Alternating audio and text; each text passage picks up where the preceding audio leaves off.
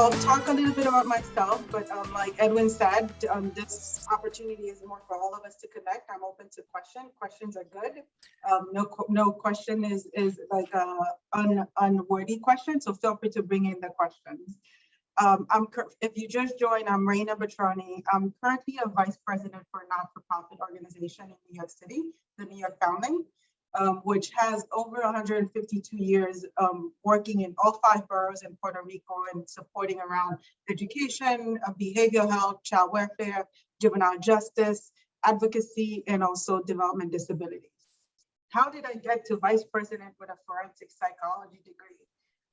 As soon as I graduated in 2010, I started, like many of you soon will start or have already gone to that journey of looking at LinkedIn or different opportunity to look for a job or career match. As much, I think many of you will experience, it was a huge shock for me with a master's degree graduate from John Jay that I would get like a high level salary. So I was really chasing the market, and the amount that I was being offered felt like a slap in the face at that time, and probably still will feel based on the cost of living increase for many of you. And one of my first job opportunity was the family. I did a lot of set of different interviews. I interviewed at 10 other different organizations, and founding with the mission around community, diversity, family, embracing everyone to reach their full potential, really aligned with my personal mission and how I grew up. And I started with the founding as a therapist. I was a therapist in the Bronx, working in their juvenile justice system, supporting families who were at risk of being removed from the home, where the children were at risk of being removed from the home from PINS petition, so person in need of supervision. So I worked with adolescents primarily at that time in the Bronx, but we did family therapy. So I started as a therapist in multi-systemic therapy, one of the evidence-based models used. And I was going to the home. All of those therapeutic treatment were happening in the home. So I was at the different personal homes, shelters in the Bronx, or school communities or courthouse, really advocating for young adults to have a success in life as part of how it tied to also my interest in forensic psychology, or not only just the clinical treatment, but also the advocacy aspect and supporting different policies. I was soon able to quickly grow into different positions at the founding. So from therapist, I was offered an opportunity pretty quickly to become a lead therapist, then to become a supervisor. And all of that happened under 2 years. So I used the opportunity in each of my roles to bring in some of the skills and all of the clinical tools and all of the tools I learned, not only from John Jay, but also during my clinical placement in Nassau County for juvenile justice system, to bring that into the context of the work that I was doing. So I had the opportunity, after being a supervisor for a couple of months and a couple of years, to become a program director, and soon after an assistant vice president, and I'm being a vice president for the past, well, going on 7 years. And all that to say, like, continued learning has also been really core to my journey. As I was as a therapist and I became a supervisor, I quickly learned that in order for me to be a licensed mental health counselor, I needed to go back to school. So I was able to go back to LIU and to do an advanced degree to be able to match my 48 degree, because when I graduated, it was that 48 degree credit forensic psychology component. So I needed to match for that licensure. So I did that. So I had an advanced degree in mental health counseling. Then that didn't stop me from continued learning. I'm passionate about learning. So I'm a Lean Six Sigma Green Belt certified. We're around process mapping, process improvement, not only because of my interest in management level position, but also as a way of supporting, improving the processes for workforce. So for therapists, like there's a lot of like, I would say bottleneck or a lot of like barriers that comes into documentation that you'll experience in the real world and as a therapist. So how do we do that in terms of like, based on my clinical background, but how do I do that to support my therapist and my program to really grow? Part of that too, I've done a lot of different like traveling nationally and internationally as a senior advisor with the Implementation Support Center. So what that means, I go around different states or work with different providers or even internationally based around looking at their population, looking at their current sort of like appetite for innovation and supporting with identifying based on funding and best return on investment, what are the evidence-based model that could be implemented to really look at a continuum of services using preventive lens, not targeted or after something has happened, but how do we look at primary prevention as a way of reducing risk for children to be exposed to the criminal justice system, or even supporting families to maintain their children at home. We know the trauma that any kids experience, especially New York City is notorious for that. And for the past 10 years, we've done a lot of improvement around reducing number of children that are removed from the home. But we know the impact and the traumatic experience for when children are removed from their primary care and having to stay into the foster care system for a long period of time, and the impact even throughout their life, not only for the initial trauma, but throughout their life and some of the struggles that they've experienced. So I've been privileged, I would say, but also proud for the experience I've had at John Jay, because I felt like it has really supported me with being ready for the real world, not only as a therapist, but ready in terms of like how I conceptualize navigating to community and navigating to different agency organizational practice, and working in a not-for-profit felt seamless for me after coming from John Jay, because I felt like I had the tools and the resource to do that. And for the past 3 years, I've also expanded my reach outside of being the vice president for a not-for-profit agency. I've also started in the higher education, where I'm an adjunct professor for Smith College in Massachusetts, where I teach some of their policy course around community and agency practice. And I course coordinate for them their community-based anti-racism experience. I think for all of us, 2 years and a half ago, pandemic hit.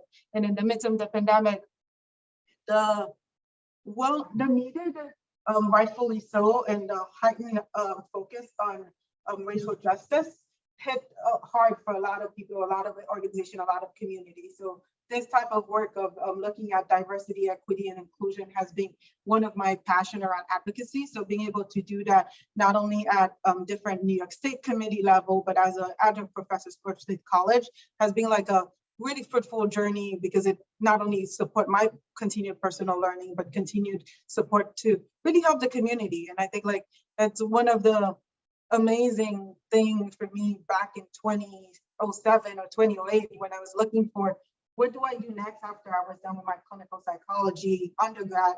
Where did I wanted to go and what was my passion? And juvenile justice and looking at forensic psychology, mental health counseling was my passion. And John Jay was my only option. Like I didn't look at other options. I applied at John Jay and have been really thankful for the opportunity to enrich my learning there, but also being able to continue to use those skills in real world as in a not-for-profit organization for the past, well, going on 12 years now. What else can I say about myself? Let's see. A lot of my work also have been around really community organizing for the past 5 years.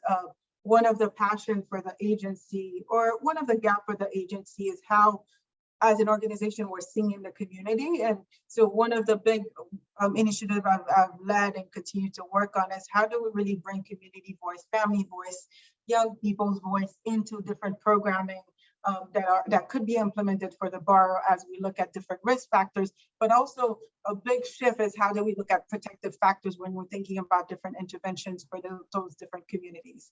We've done this work in Staten Island and Harlem primarily, and for the past 9 months now we're branching out to Brooklyn, Queens, Staten Island, but also with a central focus in Harlem, Bronx, and other regions. I've supported, because of some of the work we do in Puerto Rico, I've supported looking also the portfolio of services and really looking at best outcome for children, more around the education aspect. Because in my portfolio, I like to say I'm as a vice president of community-based and education strategies, I'm the home to abandon no one. I have a really wide range of different services that I oversee, from primary prevention. We're working with young parents, expecting parents in different communities, and providing them the tools and the skills to really be ready for when they give birth, but also working with supportive housing program. We know how hard it is housing in New York City, but working to support young adults in foster care aging out of foster care to really tap in some supportive housing and other type of housing initiatives and resource. And another big aspect is the school-based mental health intervention. So in my program, we're currently in 22 schools throughout New York City, with exception to Brooklyn. No fault to Brooklyn. We love Brooklyn. We just haven't had any direct contract to partner with Brooklyn. But we've seen this work important in the sense of not only because of the pandemic, but the level of engagement and the support that parents do not necessarily get in the school system, and the trauma that young children, young adults are exposed to in different school systems, being able sort of like to serve the entire school community as a client, and also offering some one-to-one therapeutic treatment, family therapy, group therapy within the school context, really help remove a lot of the barrier that we see in New York City around commuting and having to really look for families to look for different services. So we've been doing this work for now, I want to say 8 years. Started as a small grant with Department of Health and Mental Hygiene, and have since expanded with our prior mayor's wife with the Community School Initiative, and have been sustained since then. Other pride and joy that I find in the work is just being able to continuously innovate. So looking at the different trends, looking at the different community needs, and using different proposals to bring in services that meets the best outcome for families, individual, and communities. I think I've always had the passion, or my personal mission in life has been back then around like helping each individual finding their voice and utilizing their voice. And I think it still resonates to me even throughout my master's degree, but throughout my career, and how I show up for the community and how I help my team also show up for the community and provide the different support. And I know I shared a lot, and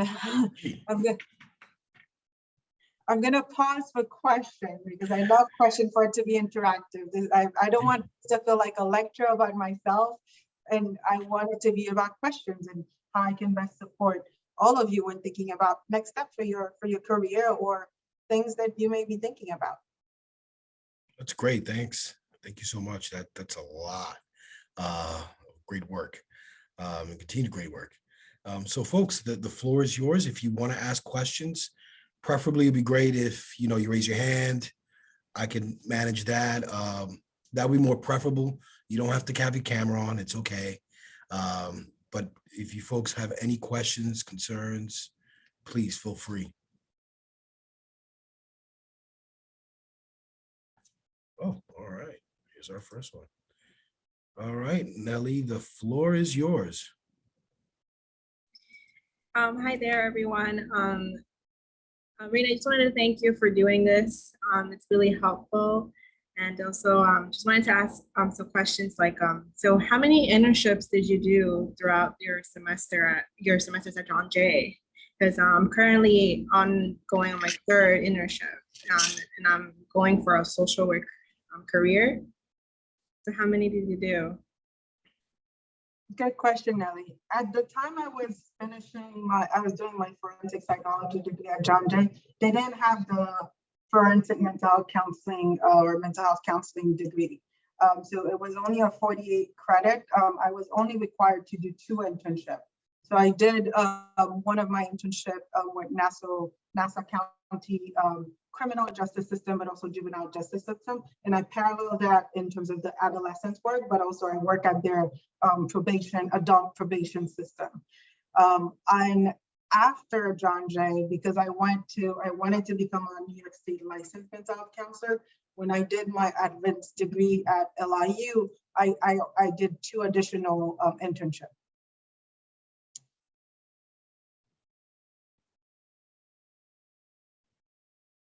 I think it allowed me to have like having gone to the advanced certificate allowed me to have like a much more clinical internship, as opposed to the forensic psychology internship that I did. I did work with young adults, adolescents, and doing preventive type of group work and workshop and supporting with intaking and assessment.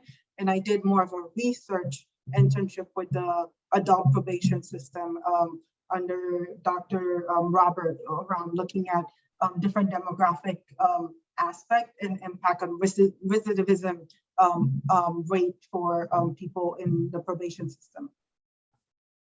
Good question, Nelly. I hope I pronounced this right. I apologize. Keone Enriquez, the floor is yours. It's not that fancy. It's just Connie. Connie? Oh. Thanks, Thank Connie. you. Valiant effort, sir. I just had a question. I am completing my bachelor's this December, hopefully. I'm a little older than most of probably my classmates. I'm 34, but I've had quite a bit of experience in psych along the way. I've just been slowly completing my degree. But one of the first jobs that I had that drew me most to like a specific population in psych was I worked at Little Flower Children and Family Services out in Wading River. And working with my kids there just really hyper focused me on working with them. I did get a job at South Oak Psychiatric afterwards as a psych attendant. And I'm very good with adults. So they tried to like hoard me over in the adult section, even though I kept trying to go with like teenagers and stuff. And they were just like, nope, we need you here because you keep everyone calm. But but like, I know that that's where I want my focus to be, is back with the kids, especially after working with the adults. Love them. They were great. I love my psychotic adults. We talked about the color orange and all sorts of fun stuff. And they were just talking to things that weren't there. It was lots of fun, really cool. But I'd rather just work with the kids and be a little bit more proactive. And kind of helping keep them out of the justice system, because most of the kids we had all the time, we would have our kids there. They would leave us at 18, and within 6 months, these kids were in jail. So I just kind of wanted to pick your brain, since I am a little bit older. I have to choose my path very concisely and pick things correctly so that I go on the right direction and don't waste any more time. But I'm looking at master's programs. I'm looking at the forensic mental health counseling. I don't know if I should just do like MAJD instead. My main focus is just really helping these kids stay out of trouble. Probably looking at working either in a nonprofit. I'm playing with the idea of starting my own, just to, you know, we also have the sex trafficking issue that a lot of my kids dealt with as well. And a lot of the kids that are sex trafficked are, as you probably know, cherry picked right out of the foster care system.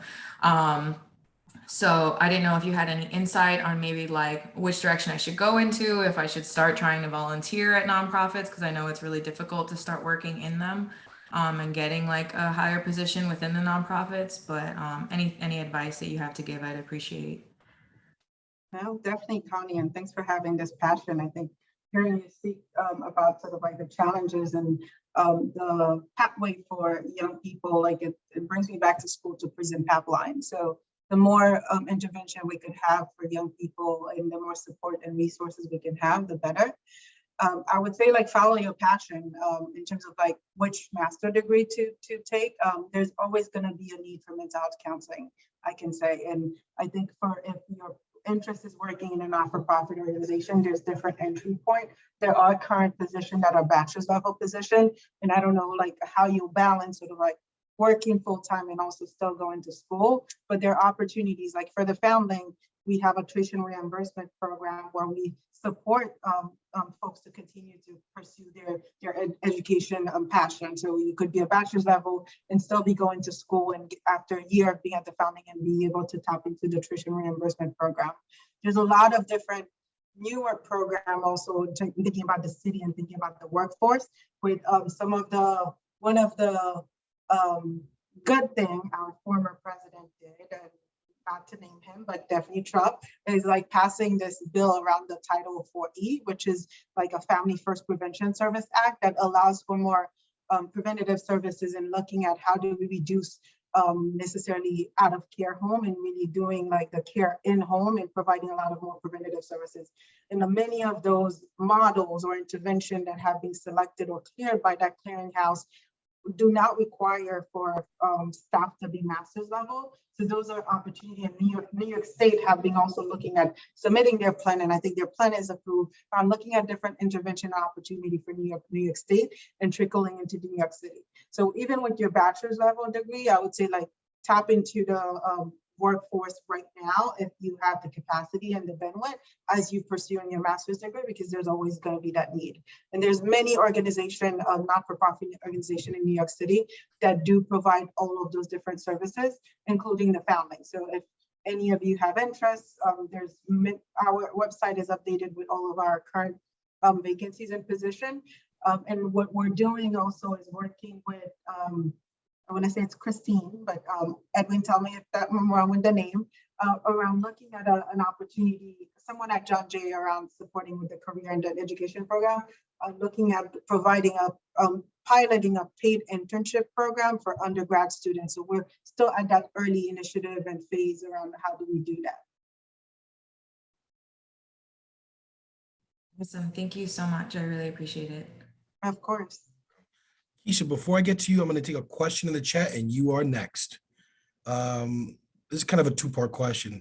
Hi, Reina, thank you for being here. I want to mention I know you mentioned you've done some traveling with your work. What advice would you give someone looking to apply forensic psychology internationally?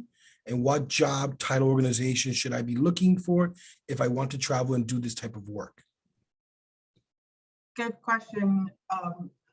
It depends on the locality or the country that you're looking for. So two of the international work I did is Australia, where I supported the child welfare or child protective services administration there in implementing evidence-based model. So some of their position are therapists, because they implemented functional family therapy and multi-systemic therapy and therapeutic foster care in terms of their continuum of services. So therapist is like a general search depending on the locality of understanding also how workforce is compensated in different countries is very different. I would also recommend looking at different sort of like humanitarian type of work or agency. So the USAID, the USAID, some of the Interpol, some of any sort of like DEA, FBI, like they have like some international position that requires like a clinician, like a therapist or someone who's interested in different policy work, but with the background of clinical work. The other location that I did a lot of work is in Guatemala. And because of the context of Guatemala, they do not require sort of like a master's degree to do some of this work. So they have different positions. Like you could look at each of those localities have different embassy also. So you could look in terms of like, could it be like a transfer of work working to their embassy until you could find like your footwork into that location. But LinkedIn also has been a really nice resource to look at different country and different position. We know with the unfortunate war between Russia and Ukraine, like there has been also a lot of calling for therapists. How they compensate them varies and is very different maybe to the New York City context. But mental health and the world, just looking at the past 2 years, have had a lot of trauma. Whether it's personally, whether it's community, whether it's family, even if you didn't experience it yourself, you've known someone vicariously that have experienced it, and you have felt the tolls of all of those different emotions.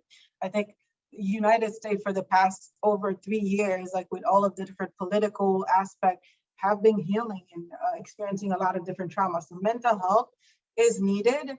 I think as part as it's needed, there's still some worthy advocacy around how do we make mental health a priority, similar to how other essential workers are compensated. And I think there's an understanding that there needs to be greater advocacy for better compensation for this type of workforce. I agree. All right, Keisha, the floor is yours.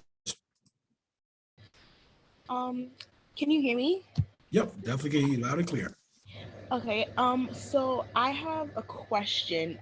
So I am a newly graduate as of a week ago, and I didn't do any type of interning or anything like that, but I am now looking for a job, and I'm running into the issue of I have the educational requirements, but because I didn't do any like interning or anything like that, I don't know how to do certain things. I'm not familiar with certain things, like how to give an assessment per se. What advice would you give for me to get that type of experience while still looking for employment? Good question, Keisha. I think like a lot of the different positions, they do look at your resumes, like thinking about myself as a hiring manager, looking at the resume and the different experience based on the different services. I would say like trying to find paid internship to build in some of your clinical experience, or if you said you recently graduated, I don't know if you're pursuing your license or you already have your limited permit, opportunity to look at different sort of like individual clinics that may be looking to hiring part-time students or recent graduates that have their limited permit to be able to do some type of work. And that will be an opportunity to start sort of like the learning process around how to do different type of assessment. But you also build your resume. Try to look at, maybe you may not have the clinical experience, but you've had real work experience. So how do you showcase that in your resume so you could get an entry-level therapist position at a clinic, at a hospital, or at a not-for-profit? Because there's always a need. And I could tell you, even for the founding, we're always recruiting. So there's always those opportunities, but I think it's also how you highlight some of the non-clinical experience that you've had to be able to get that entry position where you'll get the learning and the training on site to do some of those things. Thank you. My pleasure. Melly, the floor is yours. Yeah, so I wanted to also ask, what are some steps that you think I should consider doing now that I'm in my senior year? I mean, like I said, I already done the internships and I'm currently gonna go into one my next semester. But like you said before, you notice that I'm trying to find something that after I graduate, I'm gonna be comfortable financially. But unfortunately, with this field that I'm going into, the entry salary is extremely low. And how do you think I should, or what steps I should do to just, like I said, be financially stable? Because I'm just really worried right now with the inflation, the cost of living being so high, and knowing that I'm gonna go into a salary that's around 40 to 50K as a social worker. I'm currently also, I have 2 jobs. So I'm like, it's just really a lot right now. It's like having 2 jobs, being a full-time student, and then having to worry again, like entering a profession where the salary is low. Do you have any advice where I can start doing now to be financially stable after I graduate and looking for a job that would have a good salary or something like that? Like, is there an agency or so like a company that I know do you know anything that I can do as a newly graduate in the social work field?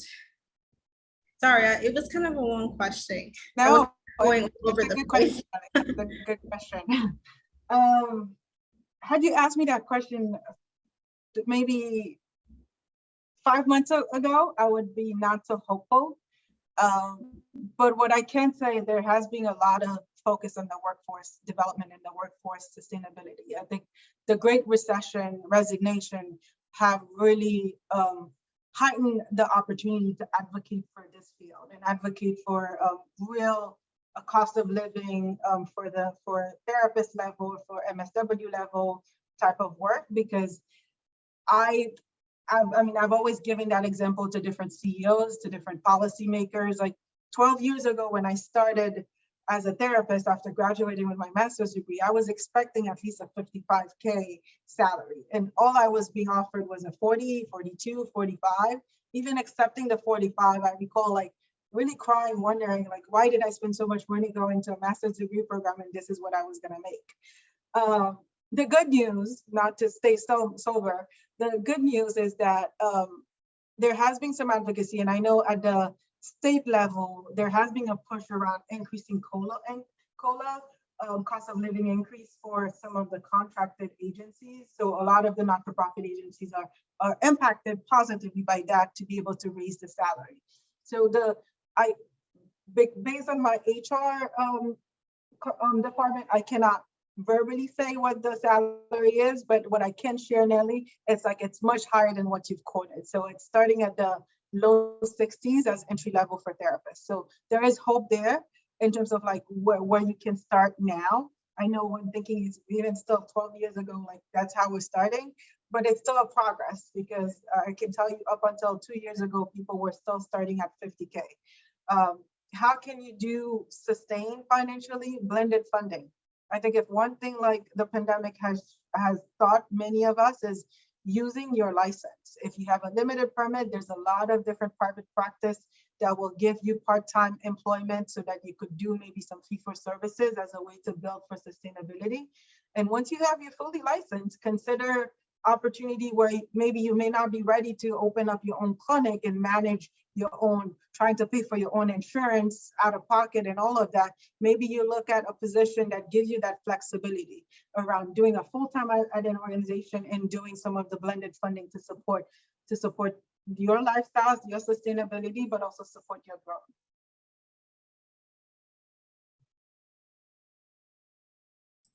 Good I question. know Karina had her. Reina has a question. Yeah, she was next.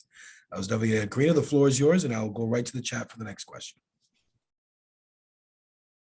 And I do, Karina, before you start, I do apologize if I'm using the. Okay.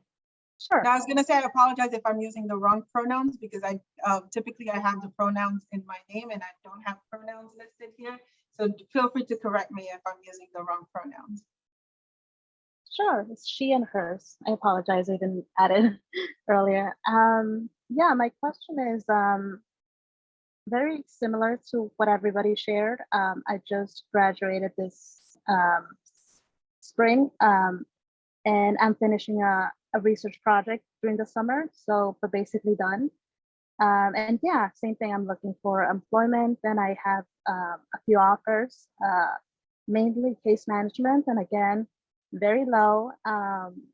One of them was offering 38K a year, which was very, very low.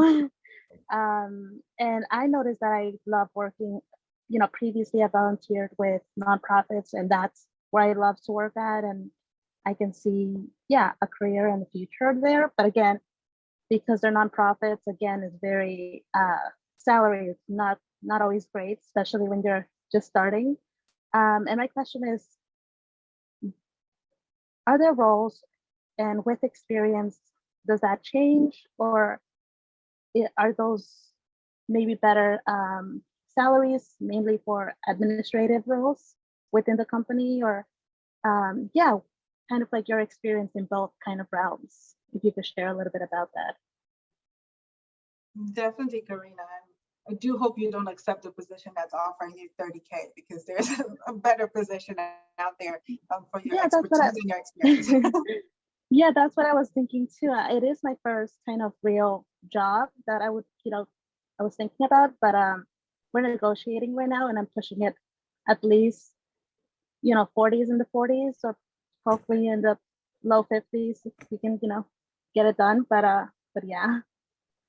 And Karina, tell me a little bit more. You recently graduated with your undergrad or with your master's? Undergrad, currently in the undergrads. Yeah. Yeah. And my follow-up question was going to be actually, again, when you're working in those nonprofits, again, the salary is low. So how do you pay for that, you know, master's, you know, when you get there? Because the same company that I was speaking with, they said once you're there for 3 years, they'll offer tuition reimbursement for 25% of the tuition, which is still not that great after 3 years. So, but again, I get it. It's not, you know, like they're choosing it. Nonprofits normally, you know, it's a lot different than the private, you know, sector. So, but yeah, your thoughts. Yeah, not to be like sort of like trying to recruit all of you for the near family, but I can say like our tuition reimbursement starts at 1 year after you being with the agency, and it covers more than the 25%. So if you in full program, it gives you like a good chunk of reimbursement per semester. You may still have to tap into some other resource, but it's very competitive.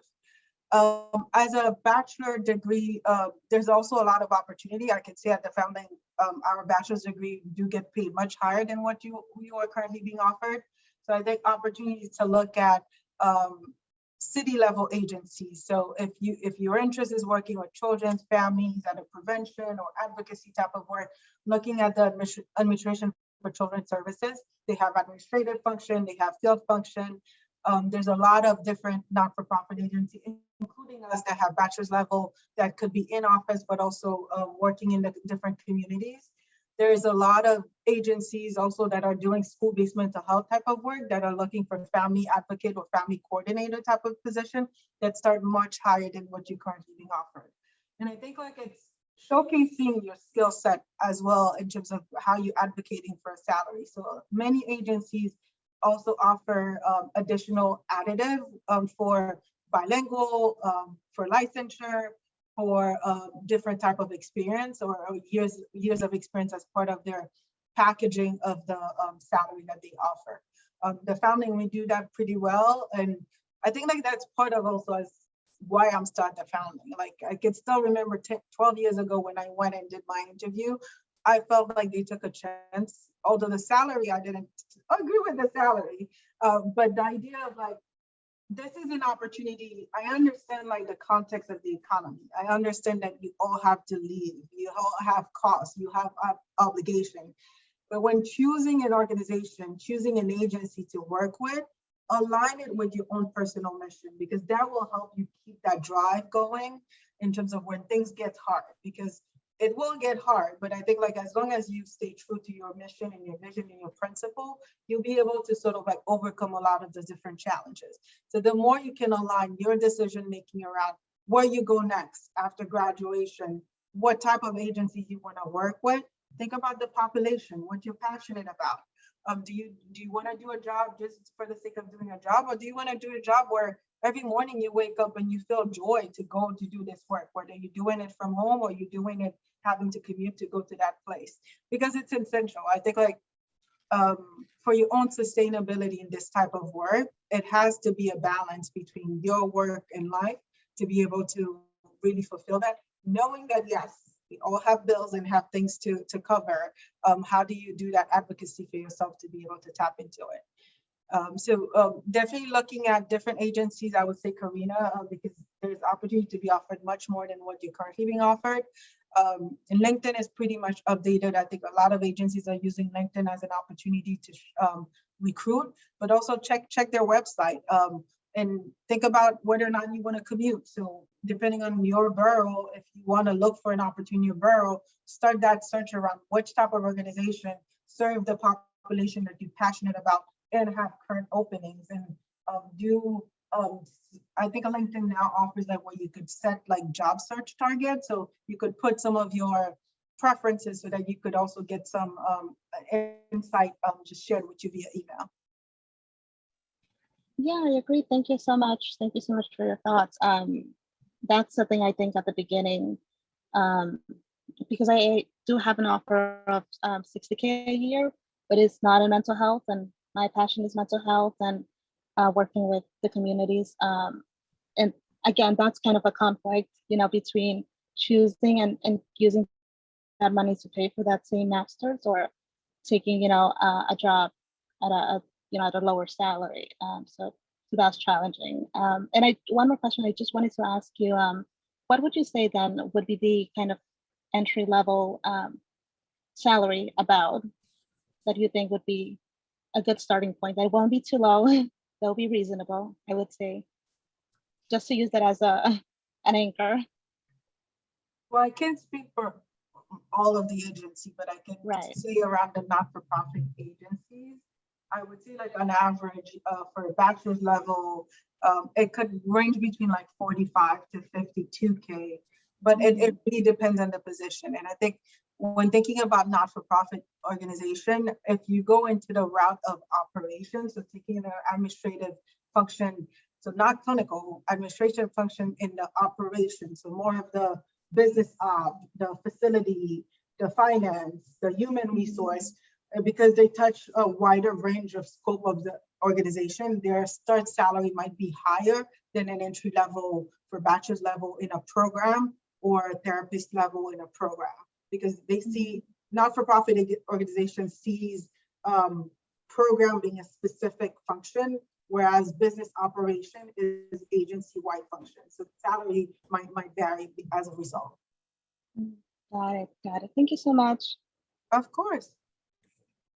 I have a question in the chat here. How do you get licensed? Well, my journey for licensure might be very different for your journey in licensure. So, It's a very broad question.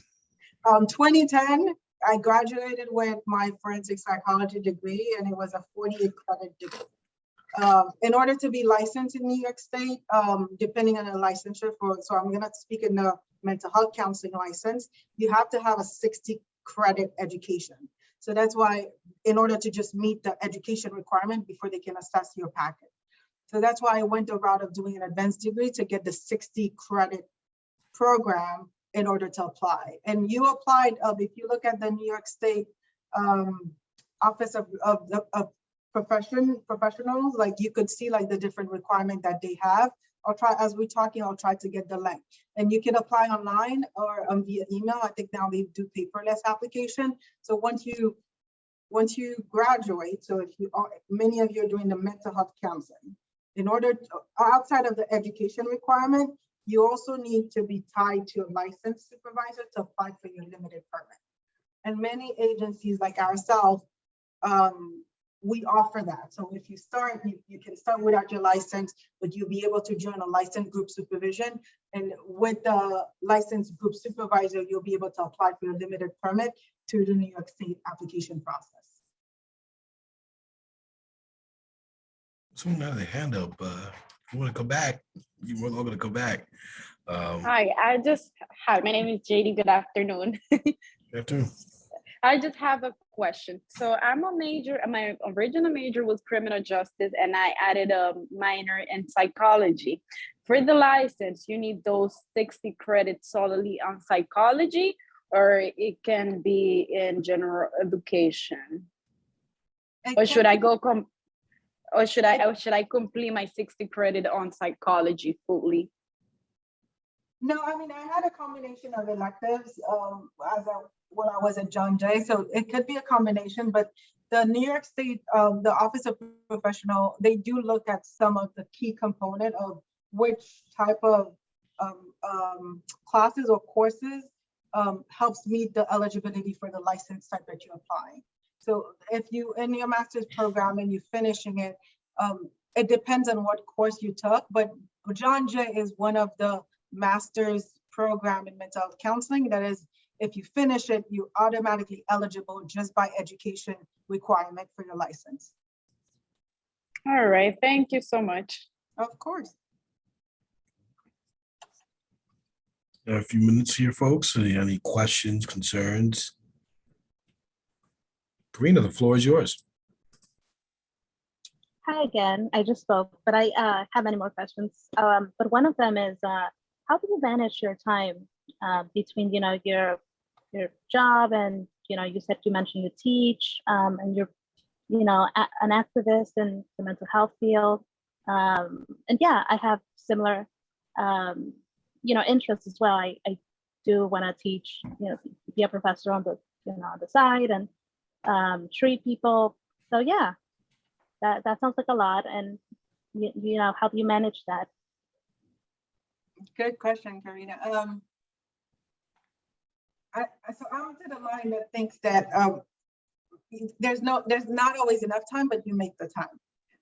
So I set pretty clear boundaries in terms of like my family, my friends when I'm working, and set pretty clear boundaries for myself throughout the week. So from Monday to Friday, I'm a full-time vice president.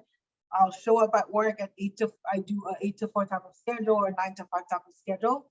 And that allows me opportunity in between if I want to sort of like moonlight in terms of doing extra activities like being a professor, that I'm able to do that. And within my organization, because once you also gain seniority, like as long as you're producing the outcome, you have opportunity to flex your time. So my commitment to teaching only happens during the summer months because Smith College have only summer months teaching program. So I do that for about five to 10 weeks out of the year. And I do advising virtually. So I'm able to schedule that in the evening at 6:30 p.m. To be able to do second year graduate student advising for Smith College. I'm also very pro in terms of like self-care. If not, I would not be saying we all have a little bit of that in us, but the idea of like, it's important for me reading, it's important for me learning. It's also important for me to stay active. So I manage my week where I'm very focused in work, set appropriate boundaries with my friends and families, commit to taking time off when I feel like I need it. If I'm trying to expand my reach into different type of avenue, I'll take the time off so I'm not overwhelming myself with different type of activities. And I commit to working out, yoga, boxing is my way of like externalizing all of the frustration of the day-to-day work, but also like just being able to decompress because you need that in this type of work and in any type of work. You need an avenue or a platform where you're able to be yourself and just push out and externalize all of the loads that we're carrying on a day-to-day and week by week and month by month. So I would say setting appropriate boundaries, using your Outlook as your best tool to sort of like organize yourself and prioritizing self-care and really making time, because time is not something that you'll just randomly find. You have to commit to making the time to be able to tap into all of the goals and objectives you have for yourself or for your family if you have family members. Yeah, I agree. There is not enough time in the day. Thank you. Of course.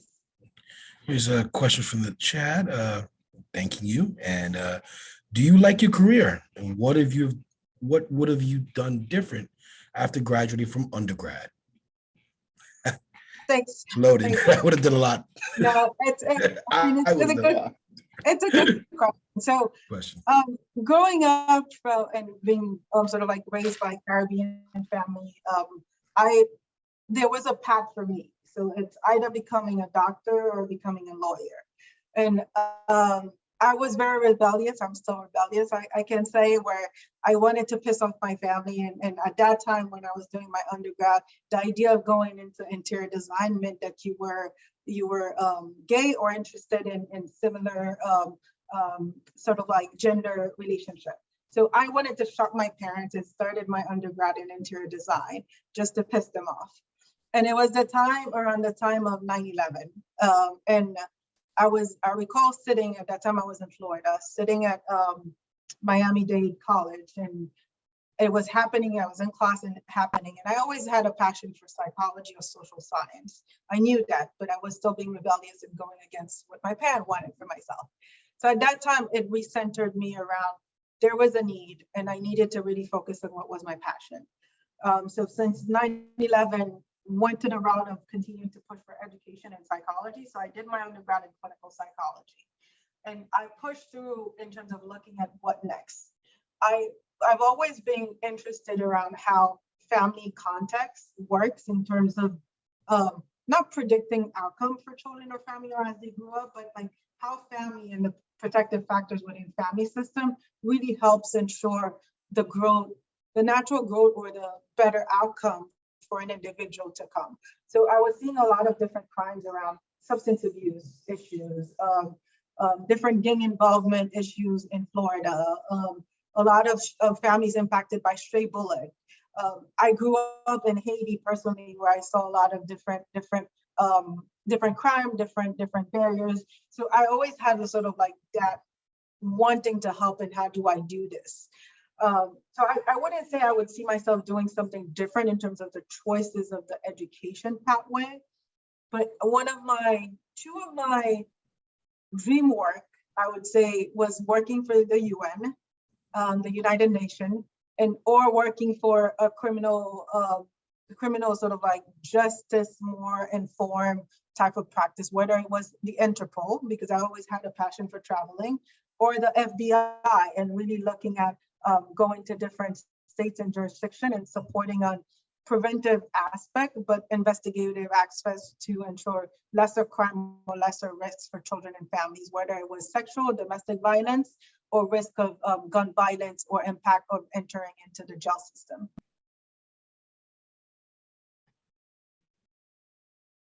So it wouldn't change much, Alejandra, but I mean, whenever I travel now to Washington for conference, I'm always dressing up with a little bit of suit and different sunglasses because I'm putting down in the universe for FBI or Interpol to see me, or Washington to see me and be like, come work for this type of industry.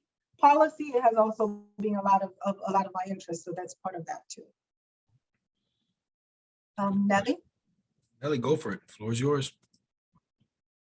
When do you think is a time where we should start applying for like when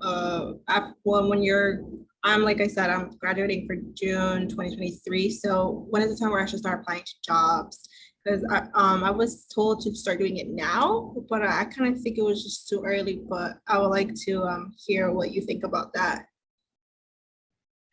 Yeah, June 2023. Wow, it will fly by fast, Nelly. So pace yourself. Early congrats. I would say as early as February to start looking in March, so that at least by the time you graduate, you have some potential job pending. Not to overly stress yourself, but because June, I would say 3 months before graduation to start your search process. And hopefully have had at least 1 or 2 interviews based on the different interests you have, maybe come early May, late April, so that by the time you graduate, if your goal is to graduate and having an offer, so that by the time that happens, you have a couple offers in the works. And many organizations knows and track when major graduation are happening. So you'll see like many not-for-profit agencies or other agencies try to do a lot of career panel around April or May, just to start early recruitment for students who are about to graduate. Thank you. Of course.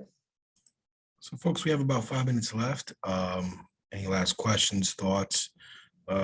If you're interested in FBI, they are looking for folks like you. Very diverse background. So, definitely shout out to them because they would really appreciate your expertise.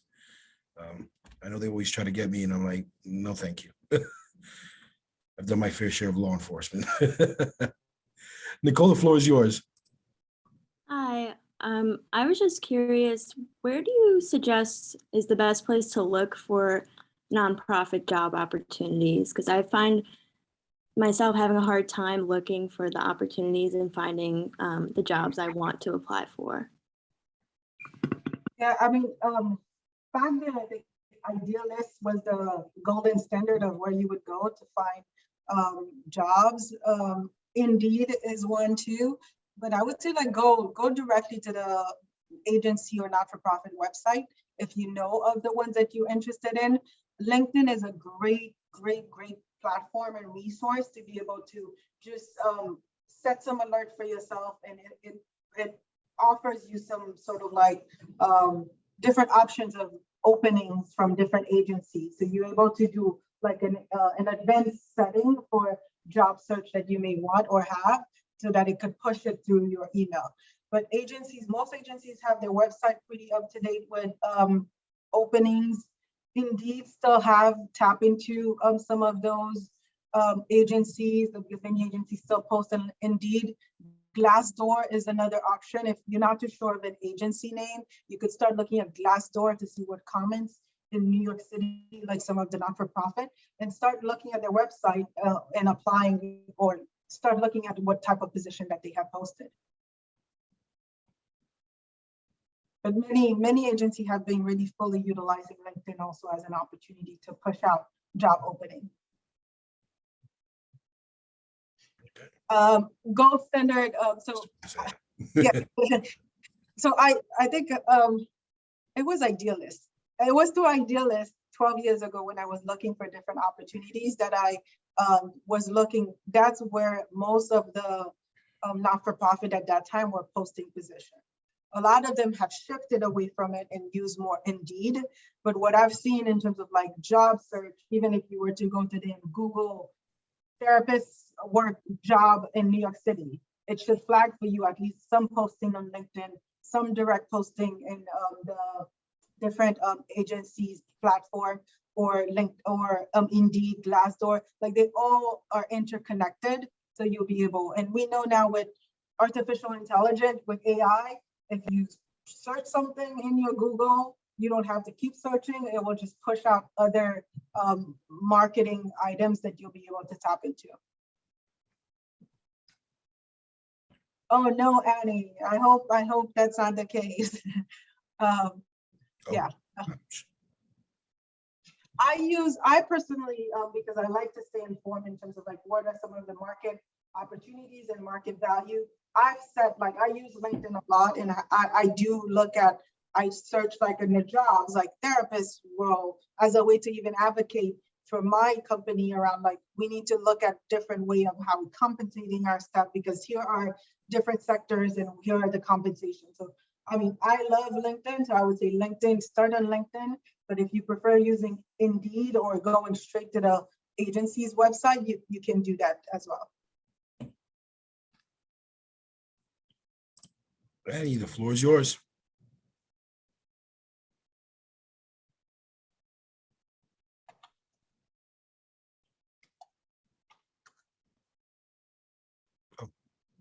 Go ahead, Annie. You can definitely talk. Make this our last question. Last questions, thoughts, concerns. Okay, here's one in the chat.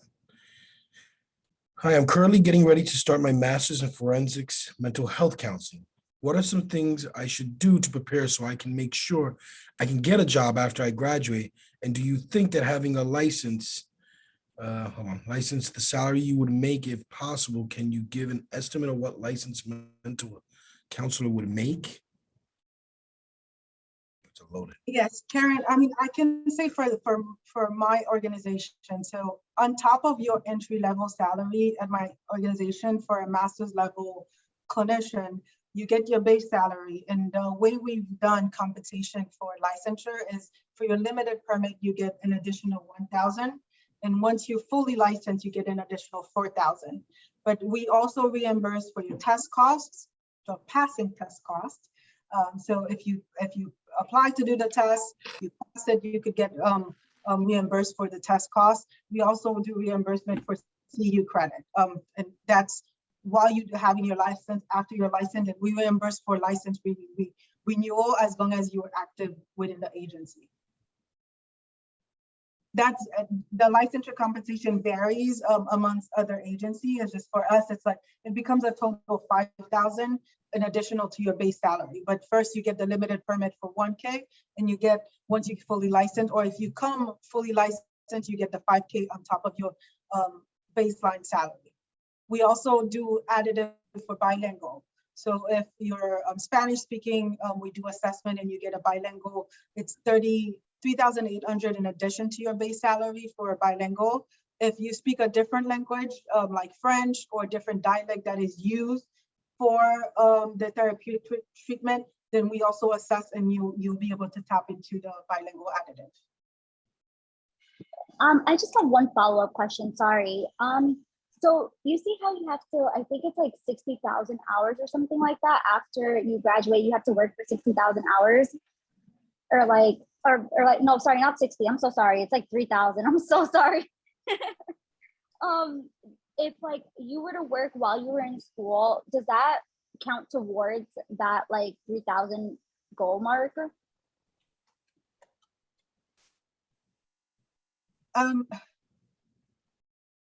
So once you graduate, in order to be fully licensed, yes, there's that component of 3,000 hours. But if with the mental health counseling 3,000 hours, different than the MSW program or the LCSW licensure, your 3,000 hours, half of it have to be direct practice, the other half is administrative. And that's just like for mental health counseling. So you're able to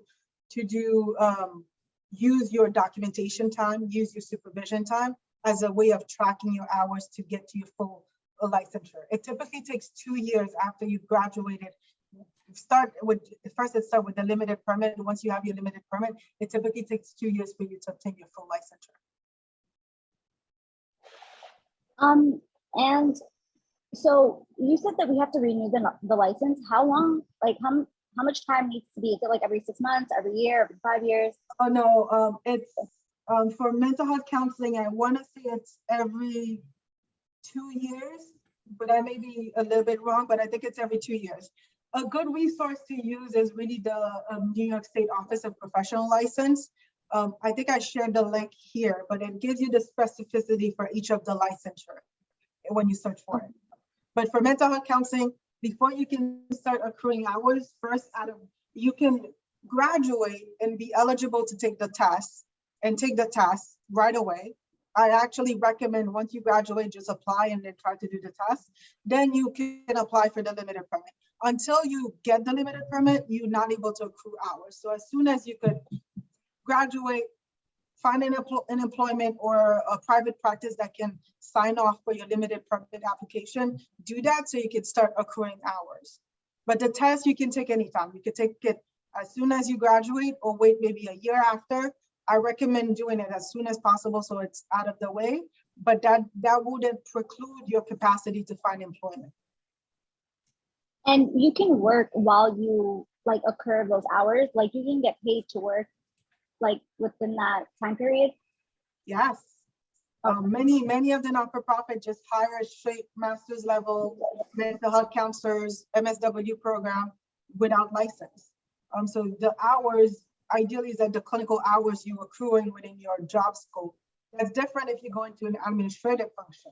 The administrative function would not give you the clinical hours because the New York State requires that direct client contact for your clinical hours. Okay, thank you. Of course. All right, folks, this is going to conclude our career chats. I'd like to thank our guests. Thank you so much for coming in, taking the time and opportunity to meet with us all. Round of applause. Definitely thank you so much. I appreciate it. And we'll be having many more of these series, so be on the lookout. With that said, thank you all.